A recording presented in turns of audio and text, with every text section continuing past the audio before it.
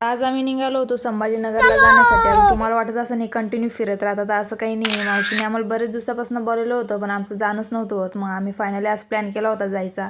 मग ट्रेनचं रिझर्वेशन केलेलं असल्यामुळे काही टेन्शन नव्हतं सीटचं. मस्त मुंगफली वगैरे गप्पा मारत मारत आम्ही संभाजीनगरला निघालो होतो. तर हे एकामागे एक खायचे आयटम तर चालूच होते ट्रेनमध्ये. मग मस्तपैकी पोंग्याचं पाकिट घेऊन टाकले एक, आणि पोंगे खात खात आम्ही मस्त संभाजीनगर गाठलं. तुम्ही बघू शकता संभाजीनगरच्या रेल्वे स्टेशन खूप गर्दी होती. आम्ही उतरल्यावर मग मावशीन काका आम्हाला घेण्यासाठी आले होते, पिक करण्यासाठी.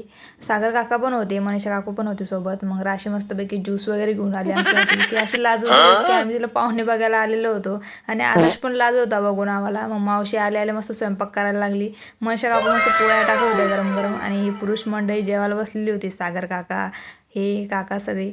मग राशी वाढण्यासाठी ठेवलेली होती, आम्ही दोघी वाढायला होतो. आणि मग आम्ही पण मस्त जेवायला वगैरे बसलो.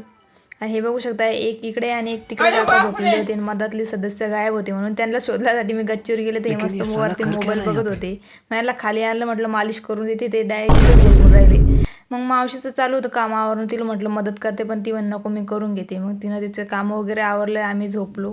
तर काय तुम्हाला आपला ब्लॉग कसा वाटला मला कमेंट करून सांगा.